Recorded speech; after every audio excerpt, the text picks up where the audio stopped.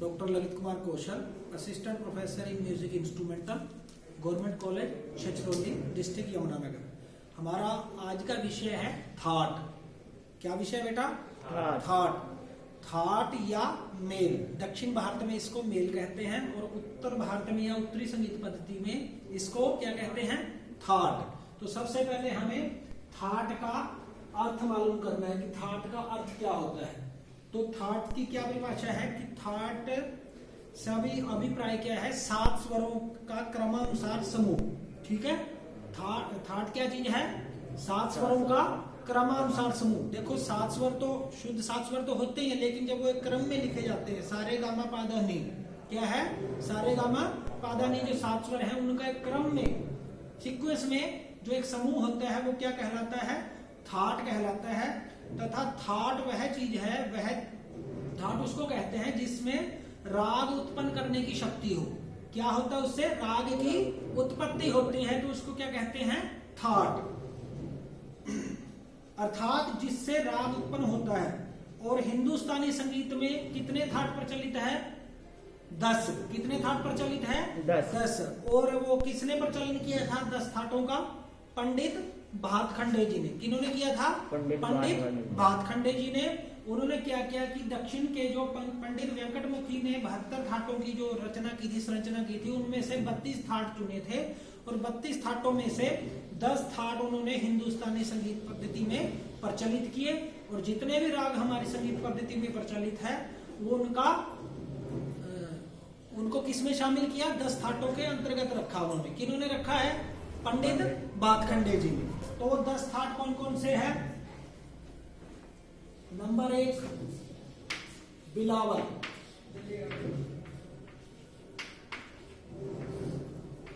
Number 1 Bilawal. तो क्या स्वर है बिलावल के? सा, रे, गा, मा, पा, धा, नी। ठीक है, तो ब्रैकेट में क्या लिखेंगे? सभी स्वर शुद्ध। इसमें सभी स्वर शुद्ध है और कोई चिन्ह नहीं है, किसी प्रकार का कोई चेंज नहीं है। उसके बाद है कल्याण। दूसरा कौन सा है? कल्याण। ये दूसरा थाट है। तो अब कल्याण कैसे बनेगा बेटा? जो ये बिलावल के शुद्ध ना बिलावल थाट है, जो इसमें हमने मां स्वर तीव्र कर देना है। क्या कर देना है? मां स्वर तीव्र अगर हो जाए तो वो कौन सा थाट बन जाएगा? कल्याण।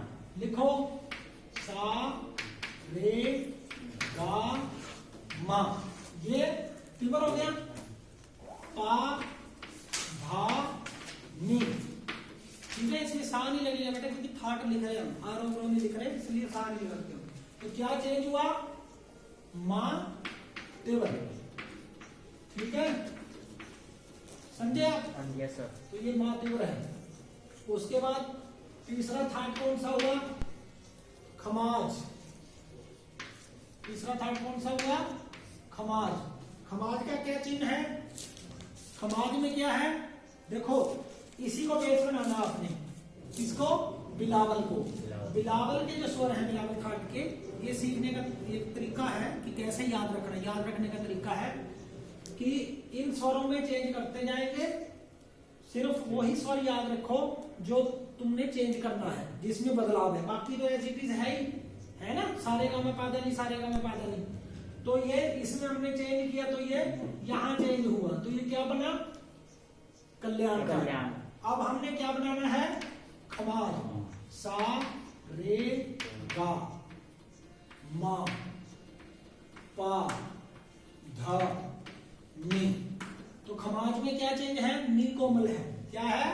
नी कोमल लगता है, तो इसमें लिख दो नी कोमल। ठीक है, समझ गए? इसको लिख लो साथ साथ। तो ये कितने थाट हो गए? 3। यहां तक कुछ पूछना होगा बताओ। ठीक है, समझा गया? दोबारा देख लो। ये 7 के 7 स्वर शुद्ध है, बिलावल थाट है। इसमें हमने क्या चेंज किया? मां में चेंज किया, तीव्र मध्यम लगाया तो बन गया कल्याण। और इन्हीं स्वरों में हमने नी कोमल कर दिया तो ये क्या बन गया? खमाज थाट बन गया। ये याद रखने का तरीका है, सीखने का तरीका है। नंबर 4 काफी। चौथा थाट कौन सा है? काफी। क्या नाम है चौथे थाट का? काफी। फिर लिखो इन स्वरों को, सा, रे, गा, मा, पा, धा, नी। काफी की क्या निशानी है? क्या चेंज होता है बिलावल के स्वरों में कि वो काफी बन जाए? गा और नी कोमल। क्या बेटा? गा और नी कोमल। ये कोमल का चिन्ह, नीचे पड़ी रेखा, क्या बन गया ये? गा नी कोमल। तो ये क्या बन गया? काफी था। और पांचवा है भैरव। कौन सा? भैरव। लिखो स्वर फिर ऐसे ही,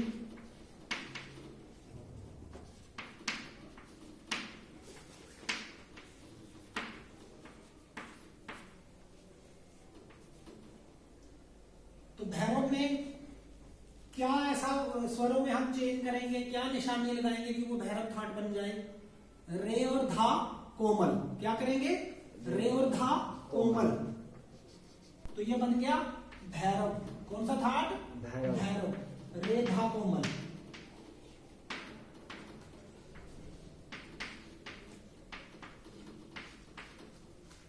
यहां तक समझ आ गया? आगे चलूं। अब ये है छठा थाट, मारवा। कौन सा? मारवा। ये थाट का नाम है। लिखो स्वर फिर ऐसे ही, सा, रे, गा, मा, पा, धा, नी। अब क्या चिन्ह है इनके स्वरों में? क्या चेंज है मारवा में? रे कोमल और मा तिवर। कौन सा? रे कोमल, मा तिवर। ये क्या बन गया? मारवा। ये चेंज है बेटा इसमें, देखो, रे कोमल और मा तिवर। तो ये कौन सा है? यहां लिख दो, रे कोमल एवं मा तिवर। ठीक है, तो ये कौन सा थाट हुआ? मारवा। अब अगला क्या है? पूर्वी। कौन सा? पूर्वी। फिर लिखो स्वर वैसे ही, सा, रे, गा, मा, पा, धा, नी। अब पूर्वी के क्या चिन्ह है? रे और धा कोमल। ठीक है बेटा? कौन सा? रे धा कोमल और मा तिवर।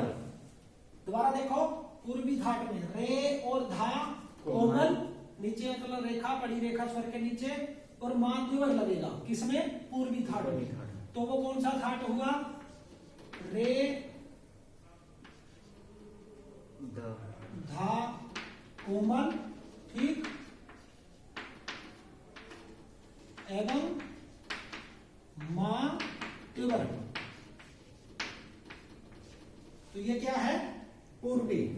अब आठवां थाट, असावरी। कौन सा? असावरी। 10 थाट है बेटा। कितने थाट हैं? 10। कौन सा हुआ अभी? आठवां चल रहा है। सा, रे, गा, मा, पा, धा और नी। अब क्या चिन्ह है असावरी में? गा, धा, नी। ठीक है, 3 स्वर, गा, धा, नी। क्या है? कोमल। गा, धा, नी कोमल। किसमें? असावरी में। कोमल का क्या चिन्ह है? स्वर के नीचे पड़ी रेखा, नीचे लाइन। तो ये क्या है? गा, धा, नी कोमल। ठीक, तो ये हो गया असावरी। अब है नौवां थाट। नौवां थाट क्या है? भैरवी। कौन सा? भैरवी।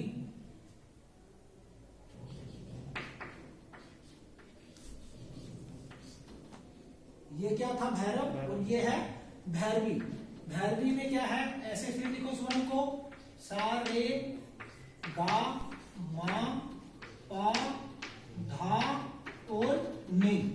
अब क्या चेंज है इसमें? रे गा धा नी, 4 के 4 स्वर कोमल। कितने स्वर कोमल? 4 के 4।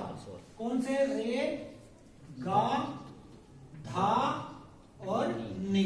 ये क्या है? कोमल है। किसमें? भैरव थाट में। यहां लिखो रे, गा, धा, नी, कोमल। क्या है? कोमल। अब 10वां थाट क्या है? तोड़ी। कौन सा है? तोड़ी। लास्ट।